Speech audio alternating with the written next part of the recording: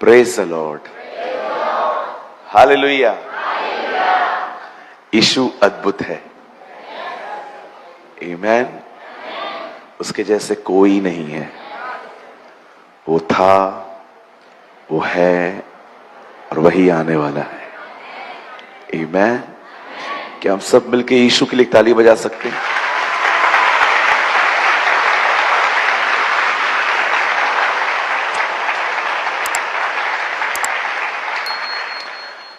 कभी भी आपको किसी प्रभु के दास के लिए ताली बजानी हो ना, तो ऐसे बजाया करो।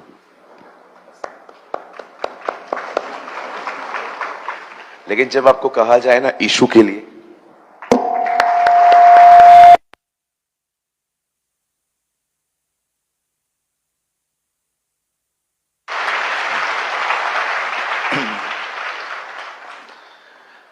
वो डिजर्व करता है, आमेन।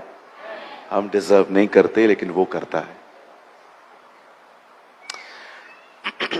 पास्टर अनूप की तरह मेरी भी आवाज बैठी हुई है, लेकिन मैं भी विश्वास करता हूं प्रभु मुझे उठाएगा।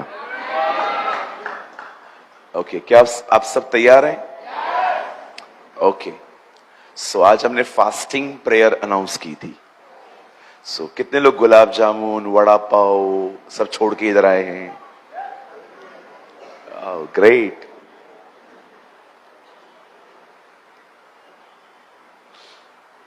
कहिए, फास्टिंग में आत्मा फीस्ट करती है। जब आप उपवास में रहते हैं ना, तब आपकी आत्मा दावत में रहती है ना? फास्टिंग कल्चर वापस आना बहुत जरूरी है। उपवास रखना बहुत जरूरी है। कोशिश किया करिए हर हफ्ते उपवास करने की। और कभी भी कोई उपवास करता है तो याद रखिए, सिर्फ खाने से मन नहीं फेरना है, फोन से भी मन फेरना है। क्योंकि कुछ लोग फास्टिंग के अंदर खाना छोड़ देते हैं, लेकिन फोन पे बैठे रहते हैं। कुछ नहीं मिलेगा। बोलो बाजू वाले को, कुछ नहीं मिलेगा। जैसे मैं बोल रहा हूं वैसे बोलो, कुछ नहीं मिलेगा।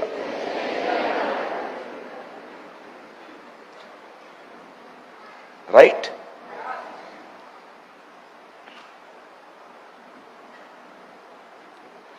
चलिए हम स्टार्ट करते हैं आज की स्टडी को। मैं 10 मिनट के बाद वर्ड ऑफ गॉड स्टार्ट करूंगा। मैं चाहता हूं आप सब सामने देखिए,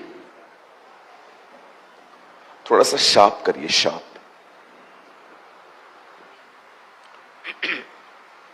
check, yes, thank you sir. आइए सब सामने देखिए।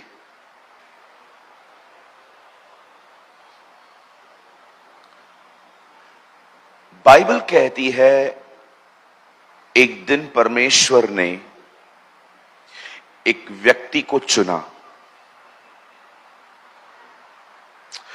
उसका नाम शाऊल था और बाद में वो पौलुस ठहरा। जब से उसने प्रभु यीशु मसीह को स्वीकारा, हर दिन उसकी मुसीबतें बढ़ती गई।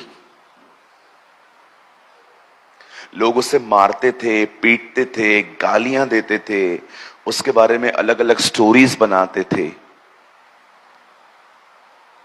और कभी कभी तो चर्च के लोग भी उसे सताया करते थे।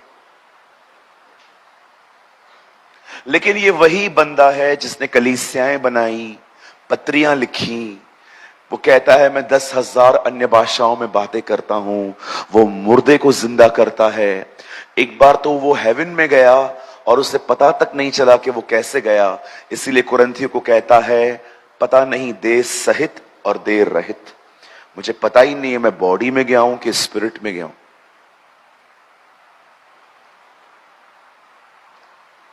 एक तरफ से उसको इतना परेशानी है, दूसरी तरफ से उसकी ग्रोथ भी नहीं रुक रही है। क्या कारण था कि वो हर दिन बढ़ता गया?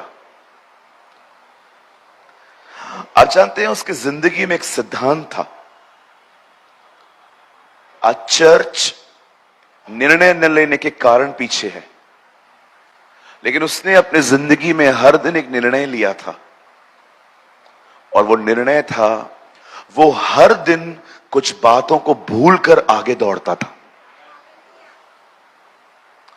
अब हमेशा याद रखना, अगर आप आगे बढ़ना चाहते हैं ना, तो आपको कुछ चीजों को भूलना ही पड़ेगा, अन्यथा आप कभी आगे नहीं बढ़ पाएंगे। ये प्रोफेसी नहीं है, ये प्रैक्टिकल थिंग है। सोचिए, एक औरत ने अपना पति खोया, अपने दोनों बच्चे खोए। Her name was नोआमी। फिर भी वो जी रही थी। एक दिन जब उसकी बहू उसके साथ गई, अब सोचो, उसकी यंग बहू है उसकी, और उन्होंने फिर से शुरुआत की। ब्रदर, हर दिन कुछ ना कुछ होगा, कभी कोई तो कभी कोई। लोग बातें कहेंगे, कड़वाहट भी आ जाएगी कभी कभी तो अंदर। लेकिन मैं आपसे पूछना चाहता हूं, कभी आपने सोचा है कि परमेश्वर जो नई नई बातों का परमेश्वर है, वो आपकी जिंदगी में कुछ नयापन क्यों नहीं कर पा रहा है? क्योंकि हम पुराना छोड़ने के लिए तैयार नहीं है। कुछ लोग अपने दुश्मनों की तकलीफों में देखकर उनको बड़ी खुशी होती है। ऑनेस्टली कहता हूं, कुछ ऐसे भी लोग होते हैं हमारे बीच में, जब वो देखते हैं कि उसने मुझे सताया था, अब उसके लाइफ में भी प्रॉब्लम आई है, तो कहां ना कहां उन्हें अंदर में खुशी होती है और उन्हें लगता है कि परमेश्वर मेरी तरफ से लड़ रहा है। ओ सर, ये एक इविल हार्ट है। अगर आपको बढ़ना है तो कुछ चीजों को पीठ के पीछे फेंकिए। डेविल आपको रिमाइंड करवाएगा, लेकिन उस टाइम पे आप कुछ और रिमाइंड कीजिए।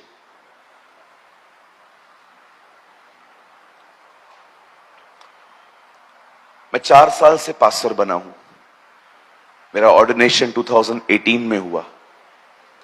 इससे पहले मैं पास्टरी ही करता था, लेकिन मेरे पास ऑर्डिनेशन नहीं था। मैं करता था, मुझे टाइटल की जरूरत ही नहीं थी। मेरी चर्च बहुत अच्छी चल रही थी, चल रही है। लेकिन जब मैं 2018 में मैंने पास्टरी संभाली, बहुत सारी बातें आई उसके बाद, बहुत कुछ। आप जानते होंगे, यंग पास्टर को बहुत कम लोग सपोर्ट करते हैं आजकल। लोग मेरे बारे में बहुत कुछ बोलते थे, स्टोरीज बनाते थे, वीडियोस बनाते थे। कुछ पास्टर्स तो मेरे लिए कहते थे, जो हमारा नहीं हुआ वो किसी और का क्या होगा। लेकिन बिलीव कीजिए, मैंने कभी शब्द भी नहीं निकाला उनके लिए मुंह से।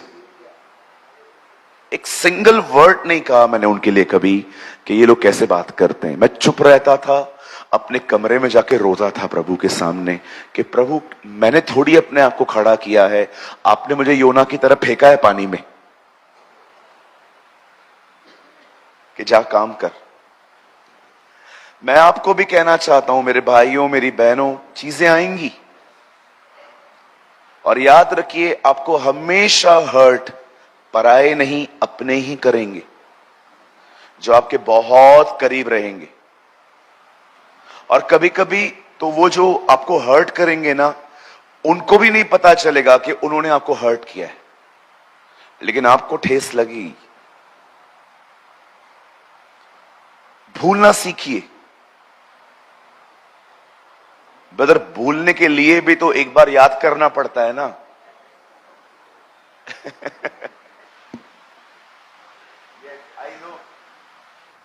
भूलने के लिए भी एक बार याद करना पड़ता है। सच है। मैं क्या बोलने की कोशिश कर रहा हूं, याद जो आ रहा है उसके अकॉर्डिंग टू बिहेव मत करो। यूसुफ को इतने साल के बाद भी याद था मेरे भाइयों ने मेरे साथ क्या किया था। और जब उसके भाई उससे मिलने आए, यूसुफ ने उनको कहा, कोई बात नहीं, जाओ डैडी को लेकर आओ, मैं तुम्हारी देखभाल करूंगा। देखो, जो उसको याद है वो उसके खिलाफ चल रहा है। हालेलुया। कुछ समझ पा रहे हैं आप? कहिए मेरे पीछे, नया चाहिए तो पुराना छोड़ना पड़ेगा।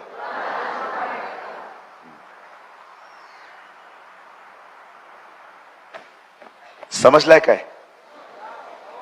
ओह,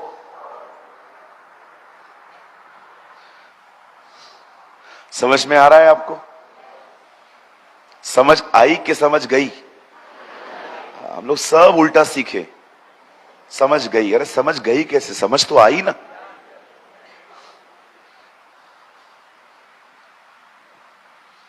सो कितने लोग कुछ आज नया पाने के लिए तैयार हैं?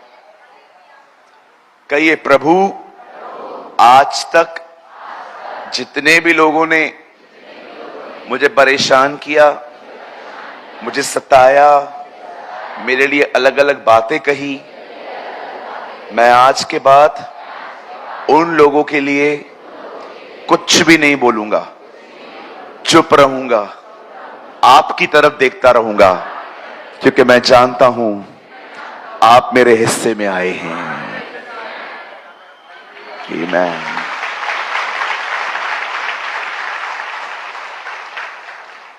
ओके, अपने उन लोगों के लिए जो आपके लिए कुछ बोलते हैं, आप मत बोलो, आप शांत रहो। अब हमेशा याद रखना, परमेश्वर धर्मी भी है, परमेश्वर न्यायी भी है। परमेश्वर, आपका काम है हमेशा दया करना, बाकी सब उस पे छोड़ दो। बाइबल कहती है, बदला मत लेना, बदला लेना मेरा काम है। ओके, आपका काम है दया करना, बाकी सब उस पे छोड़ दो।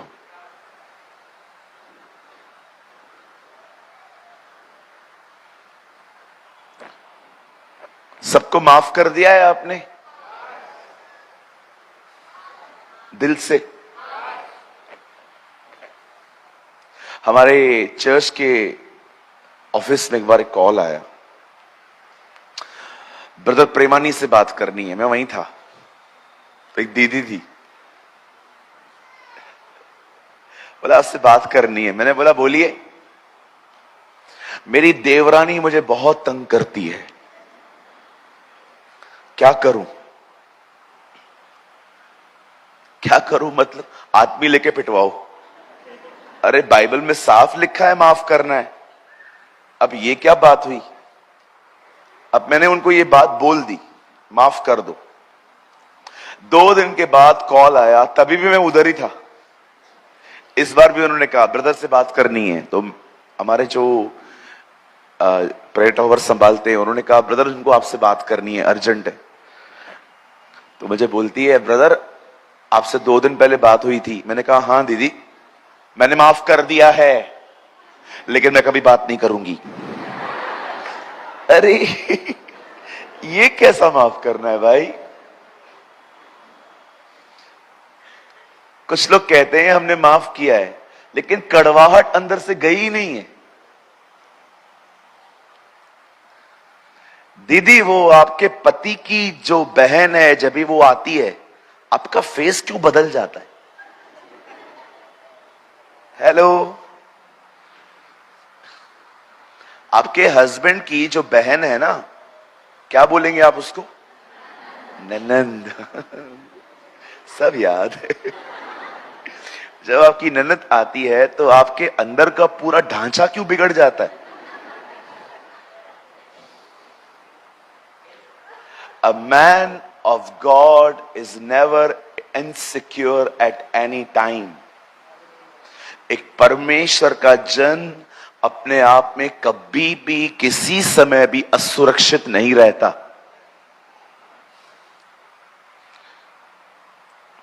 मेरे चर्च के अंदर मैं खड़े होके बोलता हूं, तुमको मेरे चर्च के लोग चाहिए, अलग से चर्च खोलनी है, ले जाओ, ले जाओ।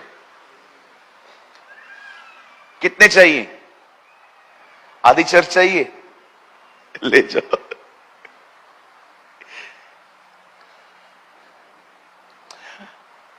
तीन चार प्रचारक हैं हमारे कलीसिया के अंदर। कभी कभी मुझे कॉल आता है, सूरज भाई आज इस भाई ने क्या प्रचार किया है। विश्वास करो मुझे जलन नहीं होती। बाप रे, अभी से लोग मुझे कम सुन के इसको न सुनना शुरू हो जाएं। मैं कभी इनसिक्योर फील नहीं करता। जानते हैं क्यों? मैं एक बात जानता हूं, प्रभु मेरे हिस्से में आया है। जिस दिन आपने ये महत्व समझ लिया ना कि आपके साथ कौन है, आपको कभी भी गिरने का डर नहीं लगेगा, कभी भी नहीं। मैं फिर से कहता हूं, जिस दिन आपने ये बात जान ली कि आपके साथ कौन है, उसके बाद आपको खोने का भी डर नहीं होगा, क्योंकि आप जान जाओगे अगर कुछ गिर भी गया तो मुझे उठाने वाला मेरे साथ ही है। कभी भी इनसिक्योर फील मत करो। जिसको जो चाहिए ले जाने दो, जिसको जो चाहिए ले जाने दो। मैं कहता हूं ये मेरी भेड़ है, प्रभु बोलता है ये मेरी भेड़ है। भेड़ बीच में बैठी है और सोच रही है किसकी हूं आखिर में। आजकल ये बहुत है ज्यादा। कुछ कुछ पास्टर्स तो दूसरी मीटिंग के बारे में अनाउंसमेंट तक नहीं करते। उनको डर लगता है उधर गए तो उधर के ना हो जाएं। अरे तुम खुदा को कब समझोगे? हेलो, तुम प्रभु को कब समझोगे भैया?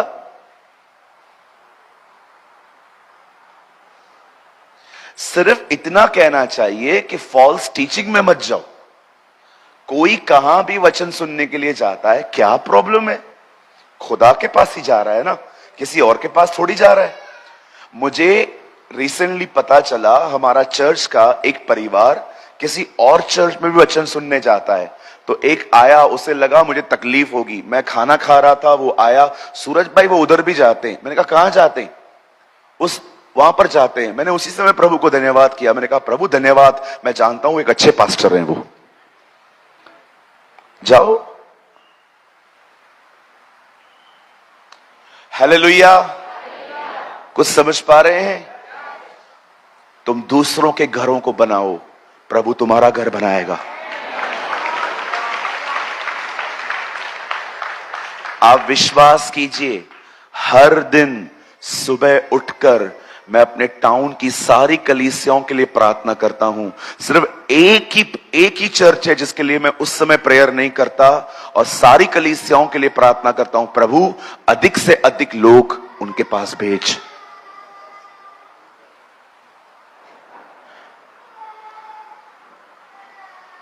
कुछ समझ पा रहे हैं? अपने कलीसिया के लिए प्रार्थना बाद में करो, पहले दूसरे के चर्च के लिए करो। प्रभु उसके पास लोगों को भेज। यूहन्ना ने क्या कहा? जो मैं नहीं, जो मेरे बाद आने वाला है उसके पास जाओ। आप विश्वास करो, आप दूसरों के घरों के लिए प्रार्थना करो, खुदा आपका घर भर देगा।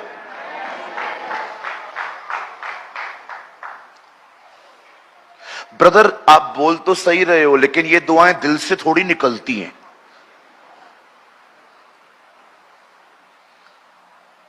कैसे भी निकल रही हैं, निकालो तो सही।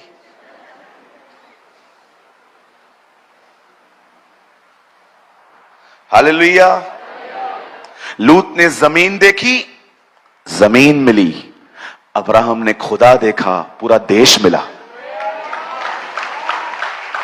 राइट? सिर्फ एक ही उत्तम भाग है, बाकी सब छीना जा सकता है।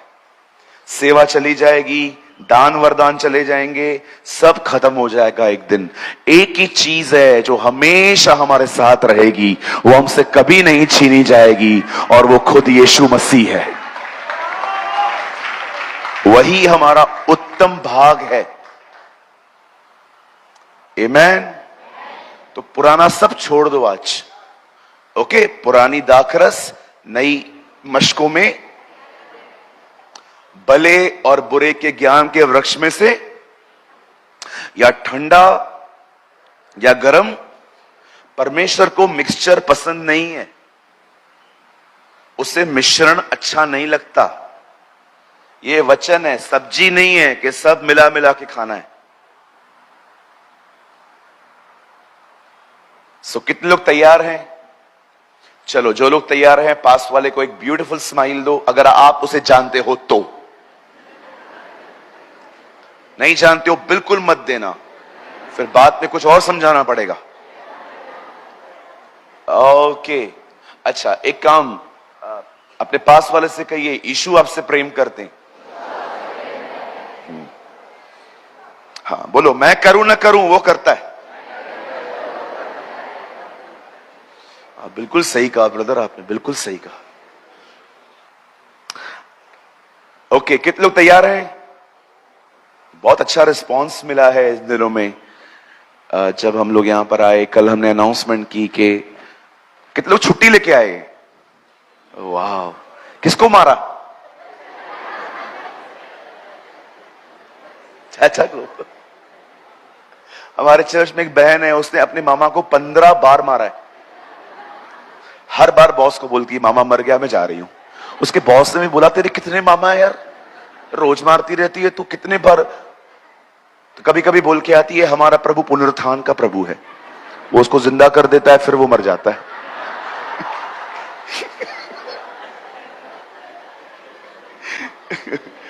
Funny. Come on, open with me the book of Daniel. 6 अध्याय। Open with me the book of Daniel. Daniel की किताब, उसका 6 अध्याय, 6वां अध्याय।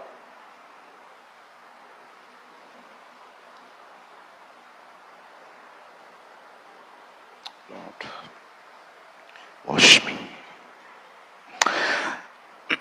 और मैं आपके लिए पढ़ रहा हूं 6 अध्याय का 10 वचन। बहुत लोग को शायद डिफिकल्टी हो सकती है मिलने में। 1040 नंबर पेज है। अगर आप क्या है, बाइबल खुलती नहीं है ना घर पे, प्रॉब्लम वो है। खुलती तो इधर भी जल्दी मिल जाता। ये देखो, अगर आपको मेरी तरफ बाइबल है तो पेज नंबर 1040 मिल गया। थैंक यू जीसस, ये महान चमत्कार है। और मैं आपके लिए पढ़ रहा हूं 6 अध्याय का 10 वचन। जब दानियल को पता चला कि उसे मालूम हुआ कि उस पत्र पर हस्ताक्षर किया गया है, कई ये हस्ताक्षर, इट मीन्स साइन, तब वह अपने घर में गया।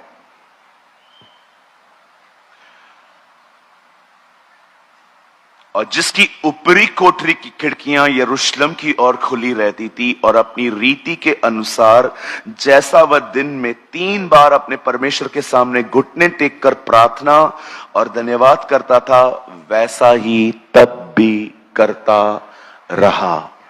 आमीन। आइए सब सामने देखिए। अब बाइबल छोड़ दीजिए, अपना नोट्स आप आराम से घर जाके बनाइए। आज सामने देखिए।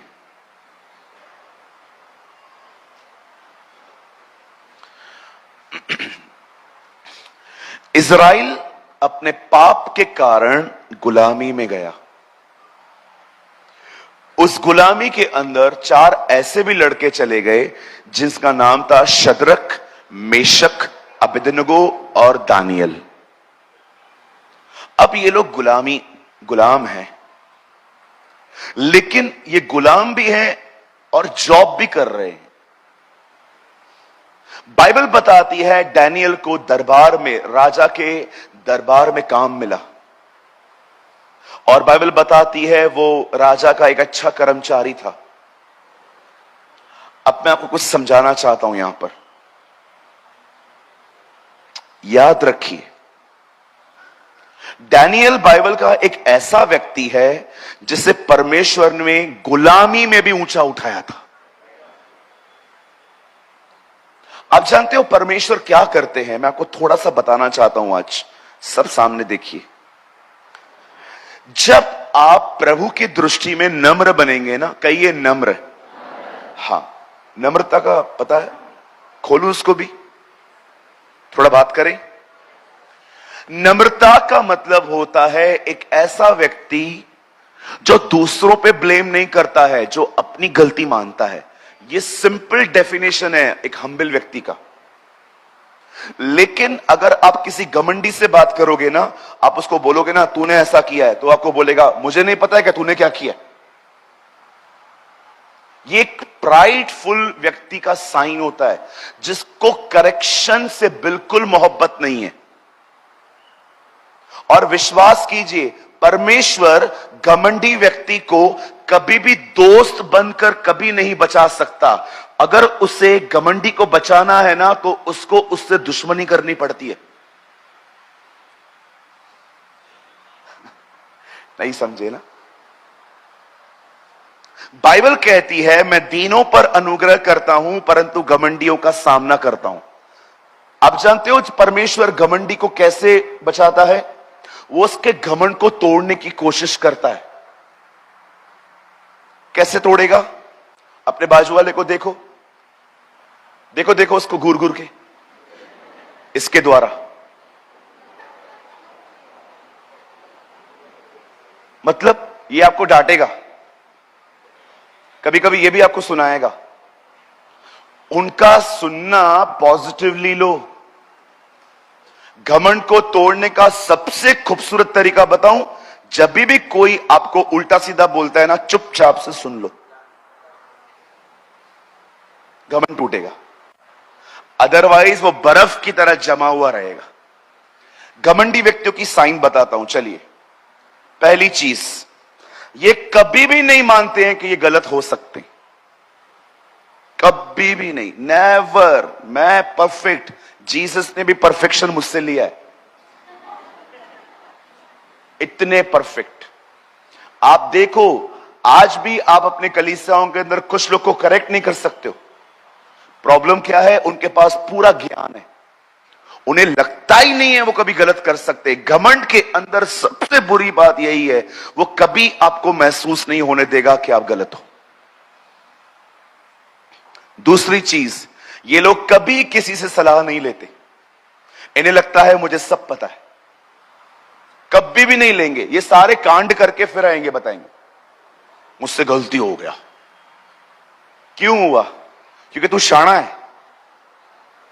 तीसरी बात, घमंडी व्यक्ति किसी की भी डांट को नहीं सुन सकता। वो हमेशा आपको बीच में रोक के अपना स्टार्ट करेगा। ये सब घमंड के अंदर से निकली हुई बीमारियां हैं। चौथी बात, जिसमें घमंड होता है वो हर एक को अपने आप में बड़ा और उनको हल्का समझता है। आप बात करेंगे वो ध्यान भी नहीं देगा, आपको लगेगा वो सुन रहा है, कुछ नहीं सुन रहा है वो आपकी। आप उसके बाद पूछो बता मैंने क्या बोला, आपको नहीं बता पाएगा, वो सुनेगा ही नहीं। घमंड ढक्कन है, ढक्कन, वो आपको बंद कर देगा। एक बहन ने सीडी बनाई, उस सीडी का नाम था घमंड मत करो, और चर्च के बाहर उससे सीढ़ियां रखी। सब लोग जा रहे थे, एक भी सीढ़ी नहीं बिकी। सब वहां से गुजर रहे थे, देख रहे थे सीढ़ी का नाम क्या है? घमंड मत करो। ये तो मुझ में है ही नहीं। उस दीदी ने गवाही दिया है मेरी सारी सीढ़ियां बिकती है, यही सीढ़ी नहीं बिकती, क्योंकि हमको बिलीव ही नहीं है कि हम घमंडी हैं। ये सारे साइन है घमंड के। आर्ग्यूमेंट्स, डिस्कस, अपनी गलती नहीं मानना। बाइबल कहती है शैतान एक सुंदर स्वर्गदूत था, लेकिन आज उसे शैतान क्यों कहा जाता है? घमंडी है वो। कभी घमंड न करें। जब आप नम्र बने रहेंगे ना, ये देखिए आपके साथ क्या होगा, आपको परमेश्वर उठाएगा और जब परमेश्वर आपको उठाएगा ना, पब्लिकली, स्पिरिचुअली, मेंटली, हर तरह से, आपके लिए लोग बोलेंगे, आप क्रिटिसाइज किए जाएंगे। और जब आपको लगे ना कि अब आप प्रभु के अनुग्रह से ऊंचे उठ रहे हो और आप अब क्रिटिसाइज किए जा रहे हो वीडियोस के थ्रू, अलग अलग जगहों पर, उनसे मत लड़ो, अपने खुदा में बने रहो, परमेश्वर आपको और उठाएगा। प्रॉब्लम क्या होती है, जब एक व्यक्ति को परमेश्वर उठाता है और वो घमंड करना शुरू करता है, या जो उससे लड़ते हैं उनसे लड़ना शुरू कर देता है, यही वो समय होता है जब लोग अपना पाया हुआ अनुग्रह खोना शुरू करते हैं। आपने कभी मुझे देखा है किसी से लड़ते हुए? कभी नहीं देखोगे। कमेंट तक नहीं करता मैं किसी को। मुझे लगता है वो अपना काम कर रहा है, मुझे अपना काम करना है। कभी भी याद रखना, अगर आप चाहते हो ना कि लोग आपके लिए कुछ ना बोलें, चलो मैं उसका भी तरीका बता देता हूं। कोई कुछ नहीं कहेगा उसके बाद, सिंपल, काम बंद कर दो। आप काम करोगे, आपको आलोचना सहनी पड़ेगी। आलोचना जीवन का एक हिस्सा है।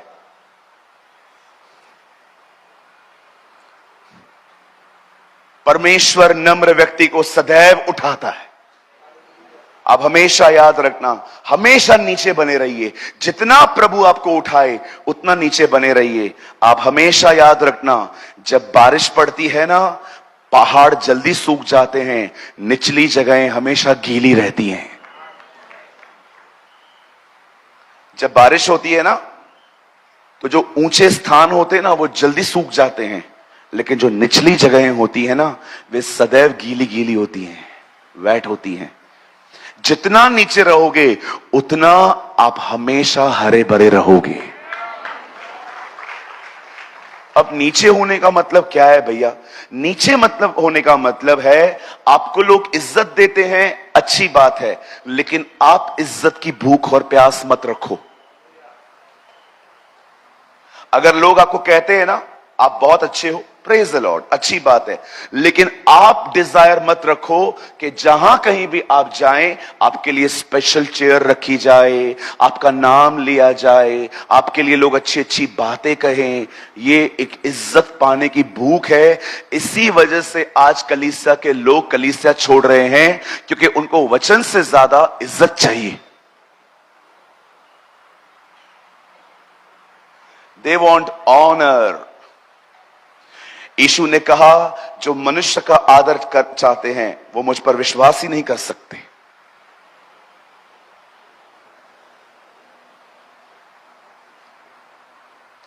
आप उस दुनिया में आदर की खोज कर रहे हैं जिस दुनिया में आपके प्रभु को मारा गया।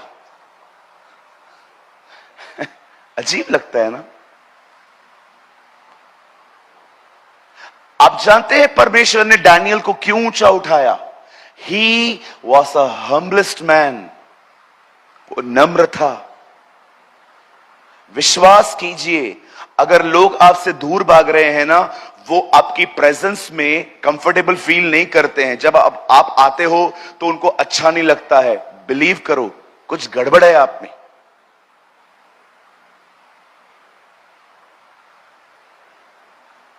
कुछ गड़बड़ है भैया।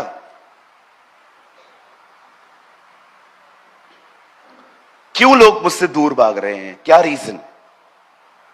क्या किया है मैंने? उनको अच्छे से पता है आपका बात करने का तरीका रूड है।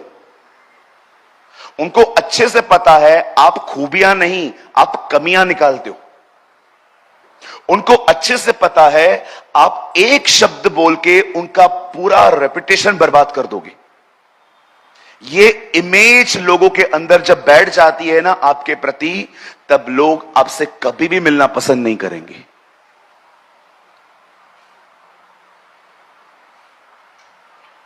मैंने लास्ट वीडियो में अपने चर्च के अंदर डांस की थी। पतरस डांस कर रहा था।